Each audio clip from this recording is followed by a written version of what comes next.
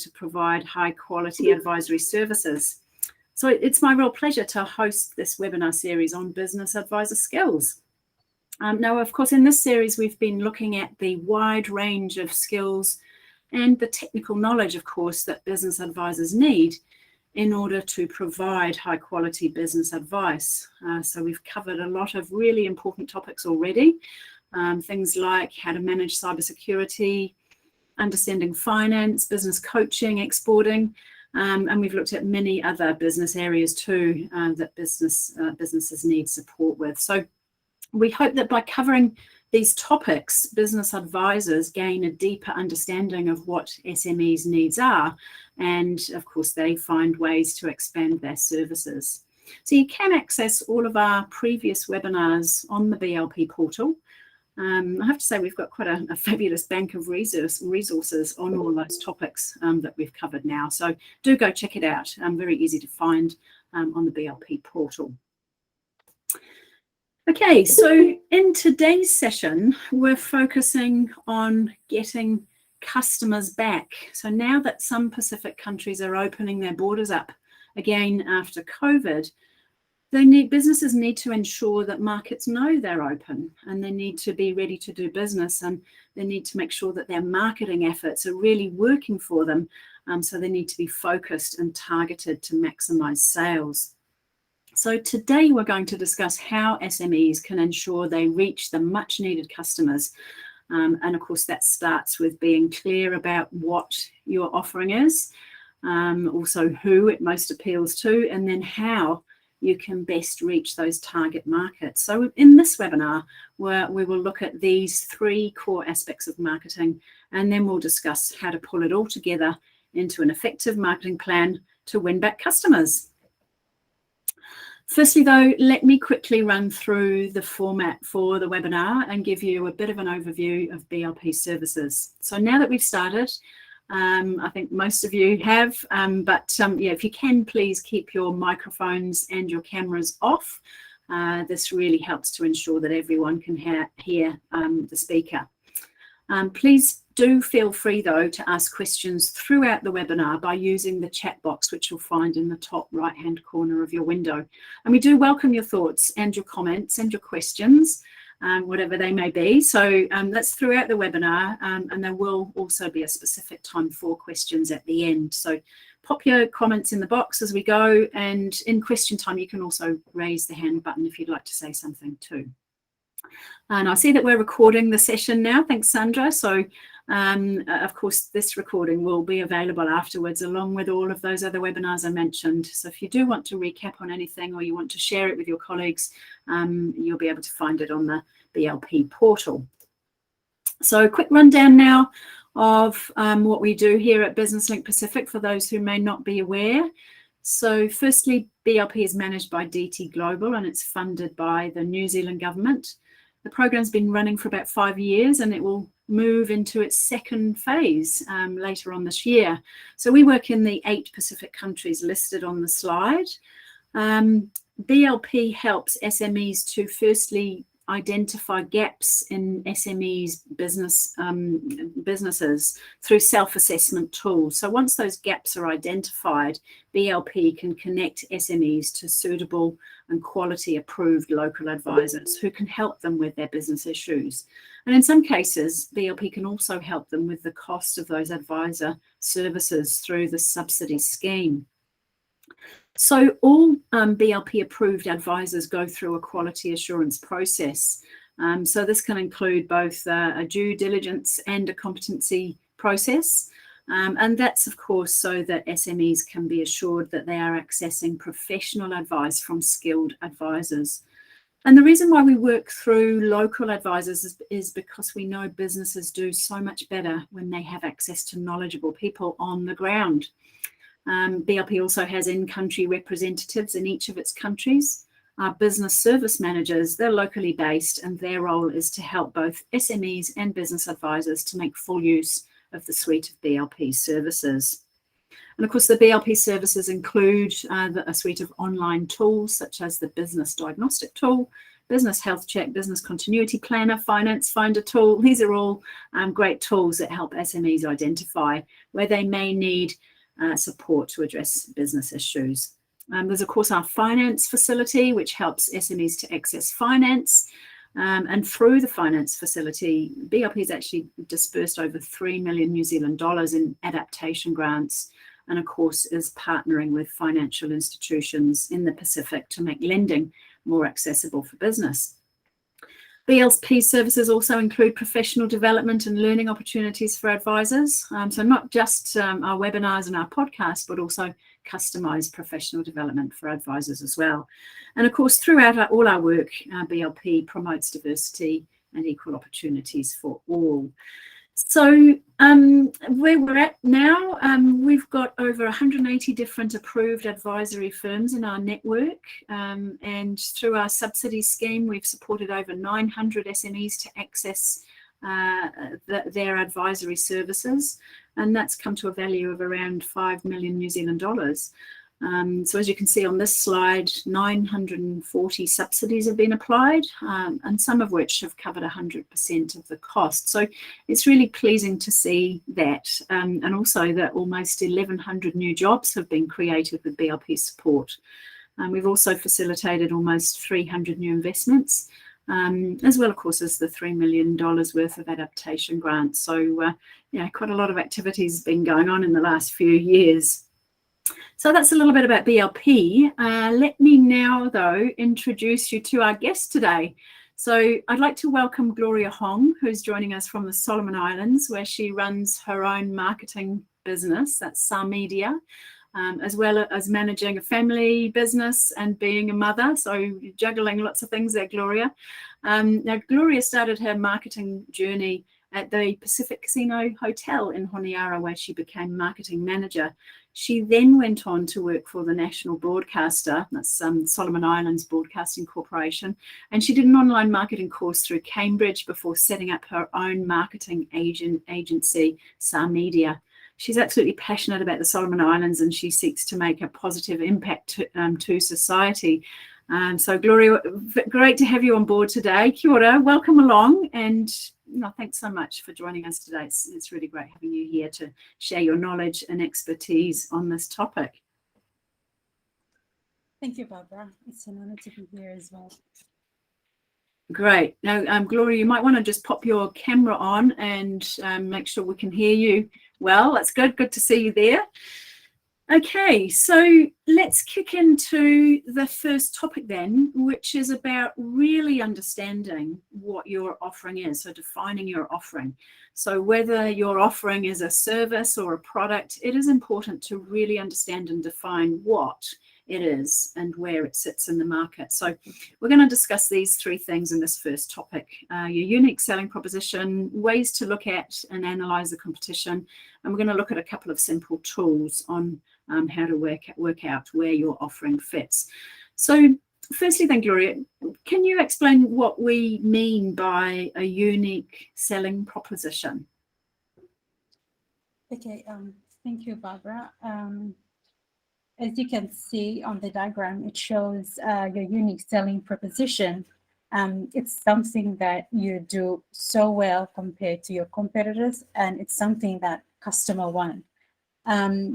You don't really have to sell a product or a service that is completely unique, but however, it is very useful to identify what in your whole sales process that is different to your competitors. And also you need to be very clear on how it meets your customers' expectation. And once you've defined these things, and with creative marketing messages, you can win customers. Like take Domino's pizza for an example. You know, there is nothing unique about pizza, and there's a lot of places that sell pizza, but they realize that, you know, they have the expertise in producing and delivering them so quick. So as you can see, the unique selling proposition is captured in their tagline: fresh hot pizza delivered in 30 minutes or your money back. Oh, that's quite interesting, isn't it? Because, you know, you'd think that their unique selling proposition would be about making pizza, but actually what you're saying is it's about the delivery. So that's quite interesting. Okay, so I suppose often small businesses don't really think that deeply about these things. So, but they should, shouldn't they? So why is it important that SMEs take the time to really understand their products or their services? Yeah. In order to differentiate their offering from their competitors, they need to be able to clearly describe their offering so customers can see if it's worth buying or not.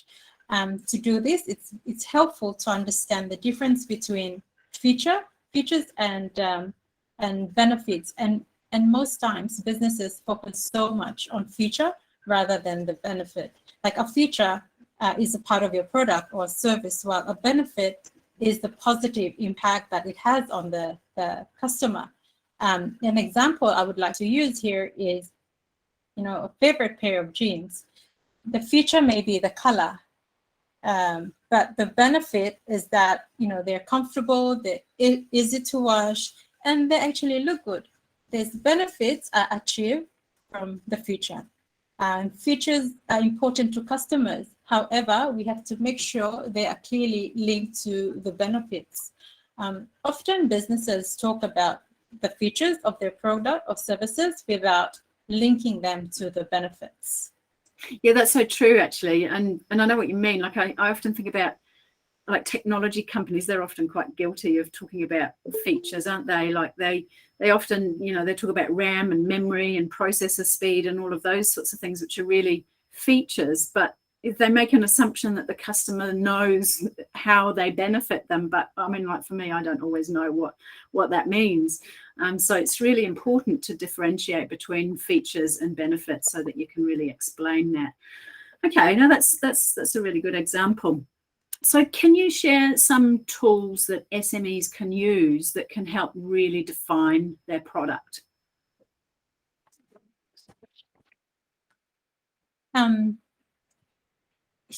Here on the slide, you can see there are a couple of tools that are very useful for working out your position in the market in relation to competition.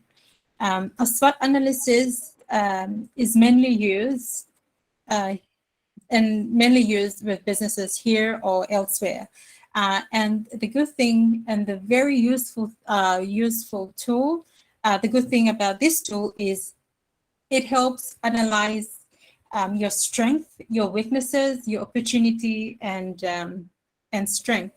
And this, like brainstorming this thing, can really help a business see where they can do better, and promote their strength as part of their selling proposition while working on areas to improve. I will give an example here. Like a few years ago, I was helping a client of mine who was interested in opening up a hair salon. But we already have few established hair salon here.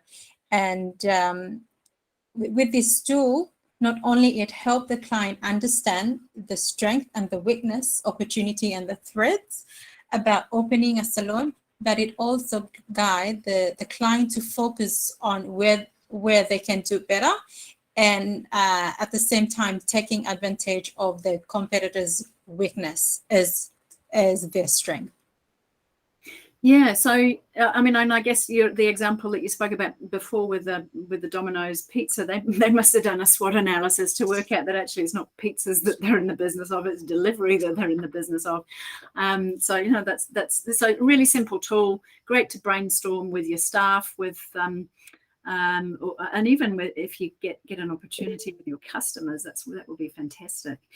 I'd like to talk a little bit about Porter's 5 forces, because I quite like this model, and I find it really useful to think about when you're trying to sort of work out what's going on in a market. And this model sort of talks about where the power sits in a market. So for example, do suppliers have power over you because you don't have many suppliers to choose from, therefore they can ask whatever price they want, for example?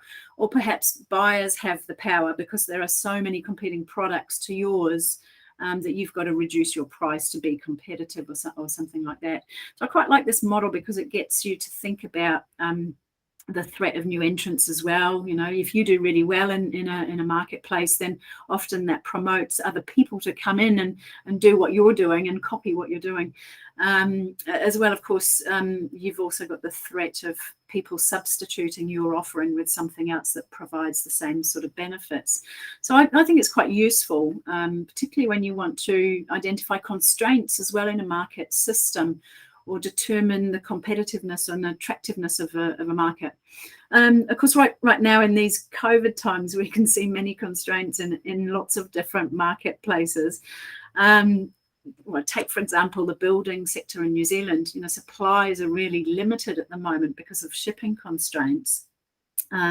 But there's also lots of building projects going on at the moment in New Zealand because there's a housing shortage. So demand's really high and supply is constrained. As a result of that, I've heard of people paying absolutely exorbitant prices to get building materials just so that they can finish off their building projects on time.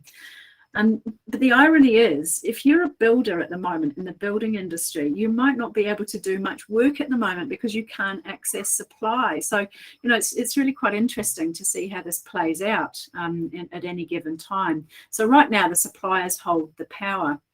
Conversely, customers that are building, they have no power whatsoever. They're kind of forced to take whatever price is being asked right now. And I think, you know, I think about the building industry, and if you think about new entrants, well, I suppose there's been lots of new building companies that have set up in recent years with the housing boom, and then there's also quite a number of non-registered and uncertified DIY sort of people that are also taking advantage of the demand that you could think of as substitutes. So yeah, I mean that's kind of an example of how you might apply that model, which I think is quite interesting.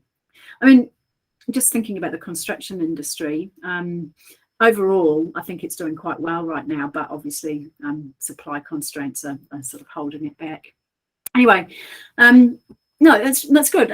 Perhaps if I can just summarise what you've been saying then from topic one. So before you can start effectively marketing your product or service, you need to really dig deep and think deeply about what your product is or your service, what its features, what its benefits are. Think about what your unique selling proposition is, and then what's happening in the market that you want to operate in. And things might change, so you might have to keep revisiting that.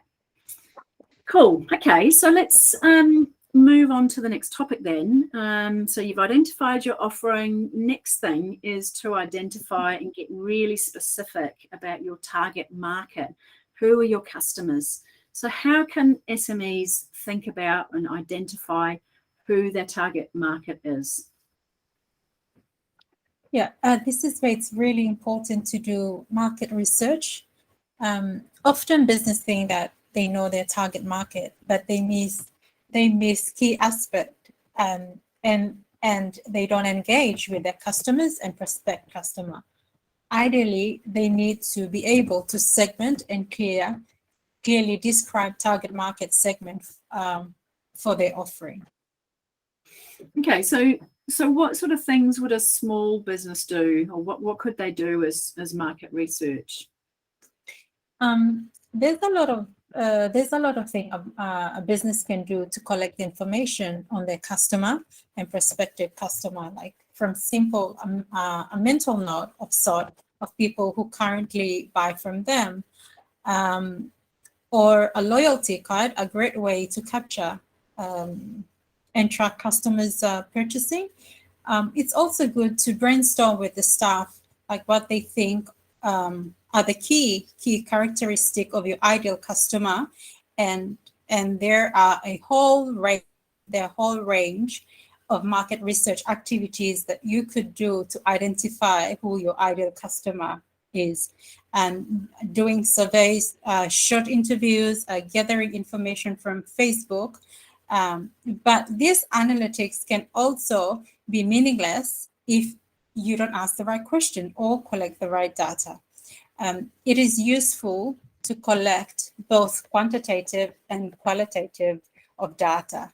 The quantitative data tells us how many, how much, how often, customers engage with us. Qualitative help us to understand the why and how and the reason behind certain behavior. It's more subjective. Typically, the thing you would want to know your customer, their age, gender, and perhaps their level of income, and importantly, their behavior, particularly their buying behaviors. For a retailer, this might include what days they shop, the volumes they want to purchase, how price conscious they are, and what the impressions are of their product. It's good to know both their positive feedback and their negative feedback so that you know where you can improve. Complaints are therefore a great opportunity as well to understand how you could improve your proposition. When you compare all this information, you should be able to see some trends emerging on who your customers and whether they are indeed your ideal customer. Also, you should do a course of reviewing your sales data to see what that tells you. It can highlight when your biggest sale occurred and help you work out what marketing and promotional activity work best with your customer. Right. So you've kind of got, like on the right-hand side of that slide there, you've kind of got, understanding a bit about the demographics, what age, gender, education, where they might live, all of those sorts of things. You could actually nail it down to some real market segments, so you can get really quite specific about who your customers are. And I was just looking at the market analysis activities that you could do. So you mentioned qualitative and quantitative data. Actually, I see you've got focus groups up there, and I actually participated in a focus group once for Air New Zealand. This is quite a while ago, but they contacted me through the AirPoints loyalty card membership. So, so they had me on their books through that, which was a great way of capturing information on your clients, isn't it? So what they did is they invited me to this cheese and wine evening, and actually I think they paid me as well, $80 or something. So I was quite curious and went along. And the whole purpose of the focus group was really to try and get that more qualitative information from current customers, I guess.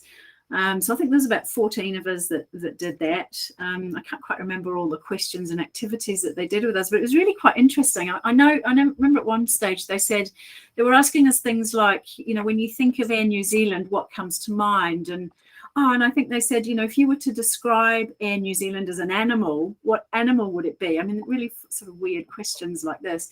But what they were trying to do is get an understanding of how we felt about the Air New Zealand brand. And that's why they were sort of doing focus groups. So it's that qualitative stuff. So, yeah, really quite interesting when you might do a focus group. And actually, I think Air New Zealand's done a great job with their marketing. I think they've really connected with Kiwis and with the New Zealand culture. They've kind of tapped into the sort of national pride and patriotism thing, as well as appealing to visitors. So yeah, it was really quite interesting doing that that little focus group that they did. Anyway, but look, moving on. So that's really helpful to sort of some of the activities that you've outlined to really identify who your ideal customer is and who you really want to be selling to. So you've got to get really right down and quite specific about who that might be. And of course, who your customers actually are might not be your ideal customer. So let's now look at the ways that you might reach those target audiences. So what are the key approaches SMEs can use to reach target markets? First, you need to think about you communicate your brand or your offering to your customer. I'll talk briefly on that, then we can talk about various strategies to reach your market, such as direct marketing, online selling, and working through other channels. We also cover ways to promote your offerings. Okay, that sounds great. Okay, so getting your message right is important. What are some of the things that you need to think about with getting your messaging right? Think about the target audience that you have just identified and what they want to hear. What's the call to action? What's in it for them? Making sure the message is clear and consistent, and your message should be an image rather than words. Like here in the Solomons, I think image would work a lot better than using a lot of words in the message. Yeah, that's so true. Like, it doesn't have to be words, does it? Like, you know, a picture tells 1,000 words. Sometimes you can just capture your brand or capture what it is that you do in an image. Yeah, that's so true. All right, so let's say we're now armed with a clear and concise message, as you say, one clear point, you know, so it's nice and concise. We know who we want to target. We've worked that out, and we think, well, let's start with direct marketing is the way to go. What sort of activities would I do for direct marketing strategies? Direct marketing is typically done when it's a business-to-business sales relationship. When you know the companies or your customer you want to target, you could just contact them directly, either by email, phone, or a letter, or you could ask to meet them direct and discuss your proposition. Right. Actually, I've got a client that sells workplace literacy training. So they do direct marketing. So what they've done is they've identified specific companies and in specific industries. So that they've identified the manufacturing and food processing sectors are where they need to target their efforts, because those are the sectors where people need to lift their employees need to lift their literacy and numeracy skills. So what they've done is they've made a list of companies that they want as customers, and then they've investigated who they need to speak to inside the company, and they're trying to get meetings with those people. So they kind of recognize that there's often several people that they need to win over with direct marketing inside the company. So they notice, for example, that there's often like a gatekeeper, you know, somebody who can prevent them from getting a meeting. And so they've got to get around them. So they have to have little strategies for getting around that person. Then they also recognize that there's an influencer in the company, somebody who can help them sell their training. And then often the decision maker about whether the training goes ahead or not, that's the key person that they need to reach, of course, but they're not necessarily the user of the training or the person that actually buys it. So, I mean, I suppose what I'm saying is they recognize all of these different types of roles that are within the company. So they've got to think about strategies and messaging for each of those different roles and get them on board so that they can sell their training. So direct marketing can be quite complex. Even though you've identified your customers and you're going straight to them, you've still got to strategize around how you win people over to get them on board. Okay, so that's a bit about direct marketing. So what about businesses that might be looking to sell online? What are some of the things that they should consider when going online? There's a lot you need to consider when using online channels. If you want your customer to buy from your website, then you need to make sure that bank can accept international credit card. Often fees can be quite high, so you need to allow for that in your pricing. You need to make sure that it's secure. It's a secure site, and you have a good cyber security control in place. Your website needs to attract customers. So getting the right search word is very, very important. They can find your website so that when you use the right search word, it's easier to find your website. You also need to prepare enough inventory in places to ship your product or to deliver the services efficiently. Like shipping costs can also be quite high, so you need to make provision for this. There are many advantages on there are many advantages to selling online, like you accessing wider market and the potential for rapid growth. But as a business owner, you need to prepare to dedicate labor to manage your website and sales platform, and keep on top of your online presence. Yeah, I think you make a good point there. You know, like it sounds great that you know you can just do it all from your computer, but you have to really put that effort in and make sure that you manage those, you manage your emails, you manage your website really carefully and robustly to get those markets to come through. Okay, so what are some of the other channels and considerations that SMEs need to make? Often small companies start with a market stall, particularly for handcrafts and fruits and vegetable sales. This is quite labor intensive, but it's a great way to sell to local market. Exporters usually sell through a wholesale or repacker. These people like to buy in bulk, often repacking your produce under their own brand and on selling to retailers. Right. So so with the wholesalers, they're usually like the price setter, aren't they? So like you say, you know, they want to buy in bulk, and they usually want a really low price, and then their markups are often quite high. So I know when I've worked with people in the agriculture sector, for example, they get quite disconcerted because they get such a low price from wholesalers for their product, but then they see it in the supermarket for like, you know, maybe 4 or 5 times the price. But, you know, to be fair, that wholesaler has to have quite a high markup because they're the people who are often taking on quite a lot of the risk and a lot of the costs in the value chain. And that's particularly so when exporting is involved. And so, yeah, if you're going to use a wholesaler, I guess you need to be prepared to sell quite high volumes to them to make it worth your while, because they will, you know, they will add on a lot of markup to your product.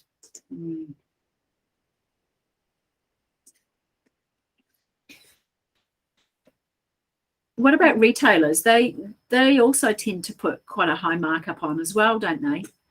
Yeah, retailers also tend to put a high mark as well because they have to cover their overhead expenses as well as sale transaction costs.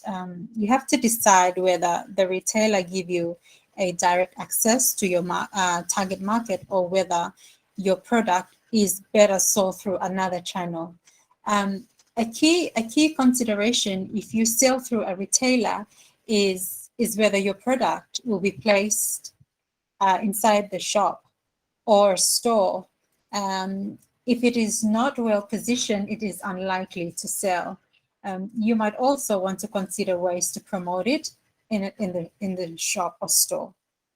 Yeah, that's true. Like I know, you know, sometimes you can get the retailer to sell your product or sell your product for you, but then they go and stick it on some shelf right at the back of the shop and it's not seen by anyone. So there's kind of, you know, there's prime real estate within a shop, isn't there?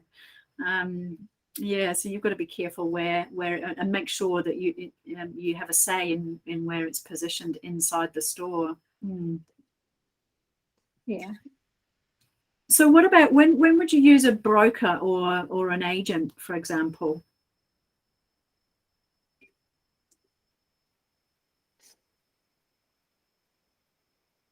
Sorry, I think I've just cut you off.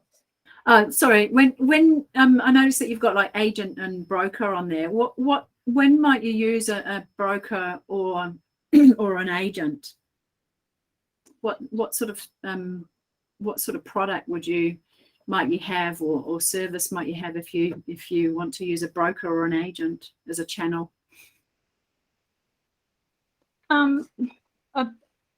It to me it's using like, you know, for insurance company, like for if you have a car, or you know, it's easier to deal with a broker or an agent. rather than you have to sort of try to deal with it yourself.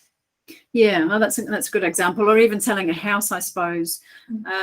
Yeah, and I suppose that's probably in those areas where customers, they want to see what's on offer across multiple businesses, maybe.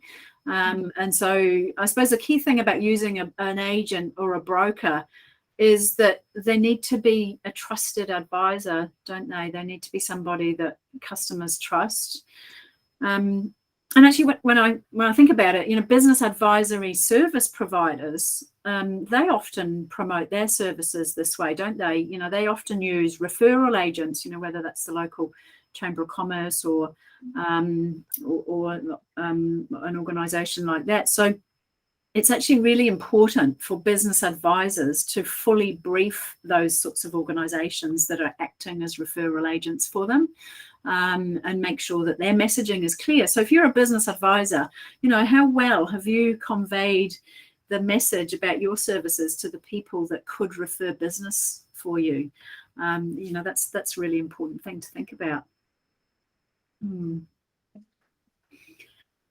what about so advertising and promotions then?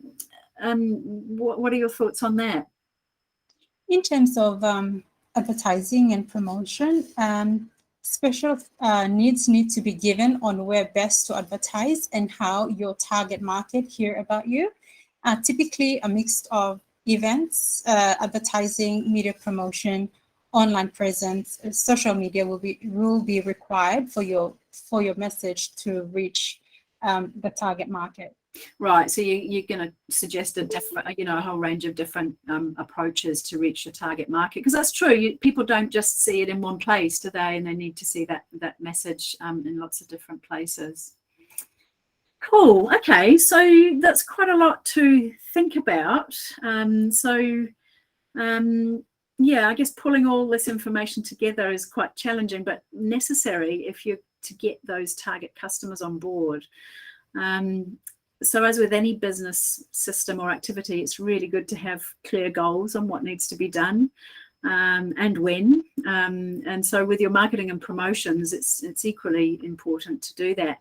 So businesses should really prepare a marketing plan, I guess. Can you tell us how businesses should put together their marketing plan?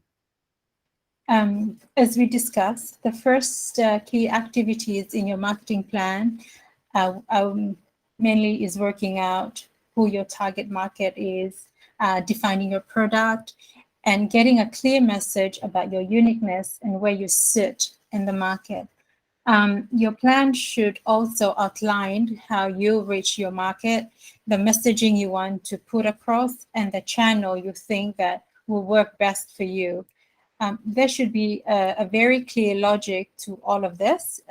Even if you're not quite sure about how you want to reach your target customers, your plan might include a goal of trialing a few different options and testing how they work.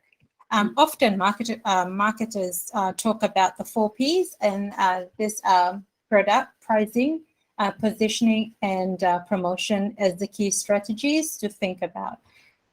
Once you decide on this thing, then it's a matter of scheduling your activities and making sure that those activities are aligned with your budget. Right. So all the things that we've spoken about then, really, really important in your marketing plan. So you want to clearly capture who your market is, what your unique selling proposition is, and then which channels you're going to use.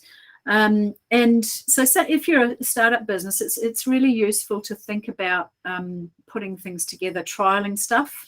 And I see you've got putting together a plan there, number 8, and a budget. So using and establishing quantifiable goals, number 9. So SMART goals are a really useful way to express that, because you can build in like key performance indicators into SMART goals. I mean, I know I've worked with companies in the past where their marketing plan is part of their business plan. But they've got things like some of their goals are things like review and update your website for accuracy on a monthly basis. You know, you've got to put that in your marketing plan so that it gets done, because, you know, how often have we seen websites that don't get updated and they've got old information on? Or maybe you have to have a goal around preparing and uploading Facebook posts, you know, on a weekly basis. Because if you don't sort of have a goal around it, it doesn't get done. And so you're not actually giving your business the best chance of being well promoted. So similarly, I suppose you might want to promote, you might want to schedule all your other promotions. And I've certainly done this with some of my clients, where we've kind of gone through the calendar for the year and said, right, what sort of community events are coming up that we might want to align our business to, or conferences, or, you know, things like that. So it's really sort of tapping into other ways that you can promote what you do. So getting it all listed down and putting it in a plan using SMART goals is a really great way to go, I think. And especially if you've got quite a low advertising budget, you might have to explore other ways to promote your services. And I suppose it's sometimes it is a bit of trial. You might want to try things and see what works and what doesn't work. But yeah, you've kind of got to stay in tune with what's happening with the market. Yeah. It is important to monitor the effectiveness of your activity. So that you will know the impact, and comparing your sales history to your market activity, and just understanding how much of your sales from your repeated customers tells a lot about what you need to put in your marketing plan. Right, I think that's a really good point. Like if you don't actually see what works, if you're not sort of measuring and monitoring what's working, then you don't know what to do more of and what to do less of. So, you know, you've really got to be quite diligent about all of that stuff. And, you know, like I say, sometimes a marketing campaign might not work. So you might have to learn from that, you know, put it behind you, not do it again, or tweak it and do it slightly differently. But that measuring the results is going to be key to help you fine tune what you do. And actually, we're going to be looking at evaluation and monitoring and measuring a little bit more in our webinar next month. That's going to have a whole focus on monitoring and evaluation. So yeah, do join us next month when we cover that. Okay. Oh well, no, thanks Gloria, for clearly outlining this marketing approach. I think yeah, I think you've covered it really well. You know, businesses do really need to hone their marketing efforts now more than ever before. If they're going to let customers know that they're back open for business, and they of course want to access their customers, but also access new markets. So now more than ever before is a really important time to think about how you hone your marketing efforts. So that's been really helpful, just going through all of that.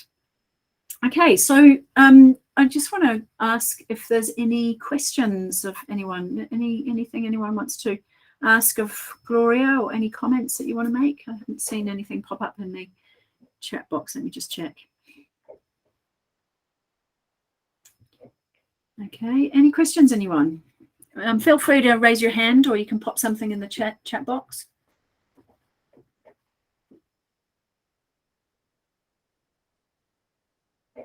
No questions? Can't believe that. Okay, oh, good question. Sandra's come in with a question then, Gloria. She's saying, how often do you need to update your plan? What do you think? What are your thoughts on that? There's not a set time of how often that you need to update your plan, because the environment change, the business environment change, and a lot of things can sort of impacted, you know, the environment. So it's, I would say, maybe update or review every 3 months, just to make sure that you're on top of everything. Yeah, I think that's good advice. I mean, what I tend to do with my clients is we might have an annual plan, and as I say, it sort of fits in with the overarching business plan for the and I tend to align it to the financial year.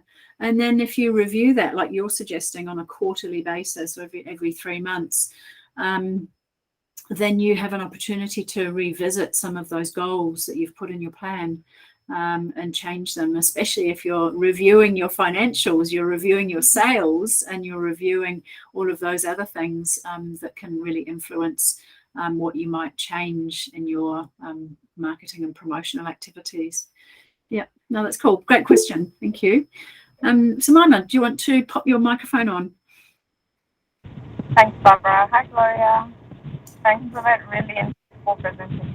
I just have a question on a marketing budget. How would you advise SMEs or startups to allocate the budget for marketing? Is it a certain percentage of the annual revenue, or what advice in terms of budgeting for marketing? Thanks. Okay, so Mami, a little bit difficult to understand, but I think the question there is, how would you allocate your marketing budget? Any advice? Is this what you're asking? What advice can you give on allocating a marketing budget? Yep, that's right. Thanks, Barbara. Great. Okay, Gloria, what are your thoughts on that?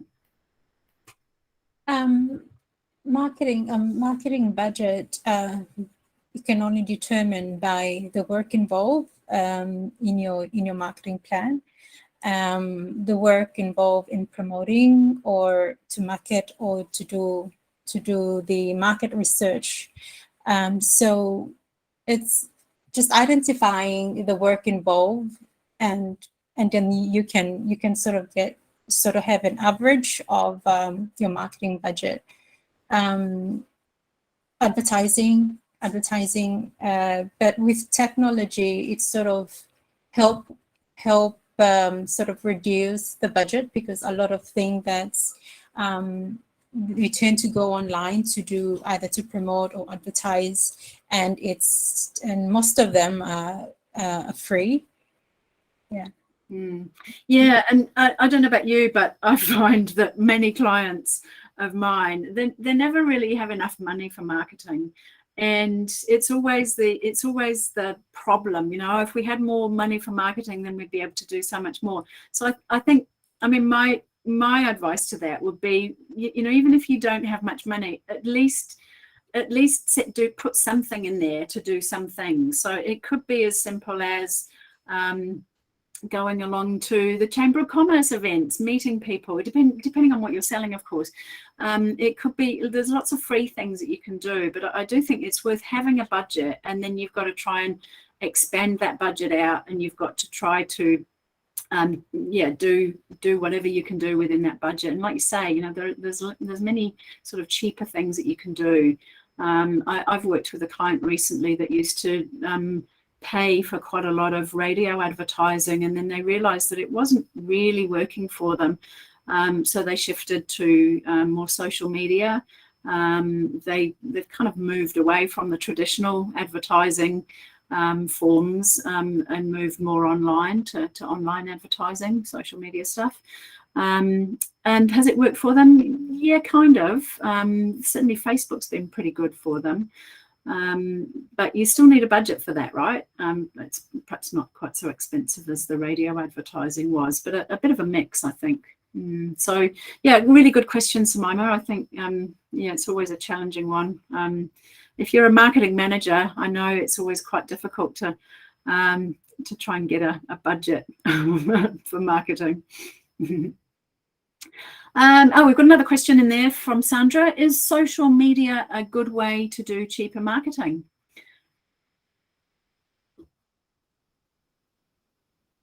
Oh, you're on mute, Gloria. Sorry. Yeah. Sorry. Yes. Social media and a lot, like here in Solomon Islands, a lot turn to use social media because it just comes back to the affordability on where to sort of sell or promote. So social media is a cheaper way, and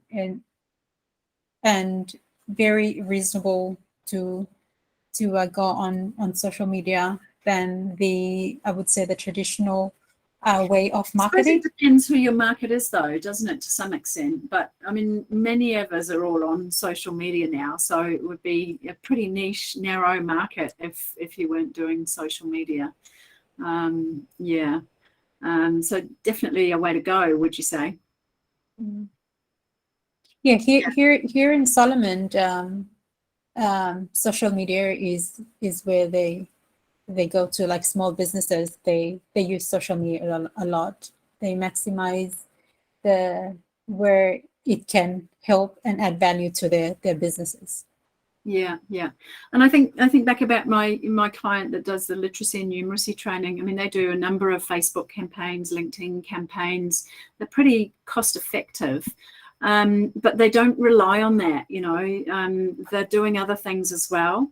It is very cost effective, but it's interesting. What they do is every month they produce a report of all the campaigns, the hits they've had, and I think you have to be careful not to deceive yourself around some of the analytics with social media. So, you know, the hits don't necessarily convert to sales for them, but it's about brand awareness, and that's also really important.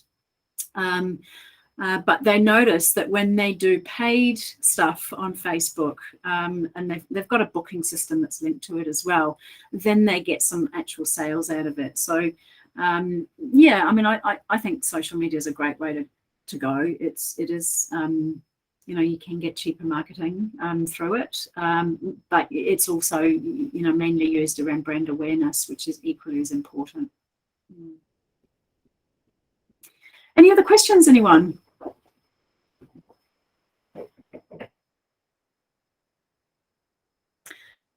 Okie dokie.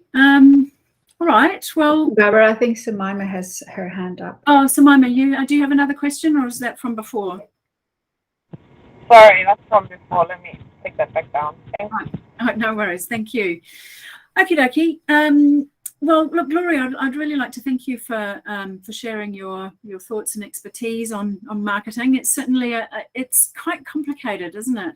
But I think you've run through a really great way to think about, you know, how you can get best bang for your bucks, particularly as SMEs are starting to open up, borders are opening, and we really need to hone in on those target markets. So maybe I could just ask you to quickly summarize the key points that you feel you've covered off today. Oh, you're on mute. Sorry, Gloria. Oh, sorry. Okay. So the key point through this 1 hour session is make sure that you and your staff really understand, can talk clearly and knowledgeable about your product or your services. Get to know your customer really well, develop a clear message about your offering that appeals to your audience, and use logical channels to bring your customers to your product or your services, and have a very clear plan on how you will promote your offering and measure the result of your activities. Oh, that's great. Yeah, so it's a pretty clear what you're saying there, and it's got to make sense. Hey, it's got to all be logical. So no, thank you so much for sharing that and for being our guest today, and thank you everyone for joining us. So that now concludes our webinar for today. We'll be stopping recording now, but I would like to please just ask you to take a moment to complete our survey. I think Sandra's just about to pop the link to our survey in the chat box. If you wouldn't mind, please just clicking on that. There's just a few very short questions, very easy to do, but it really helps us to continue delivering topics that are useful to you. We really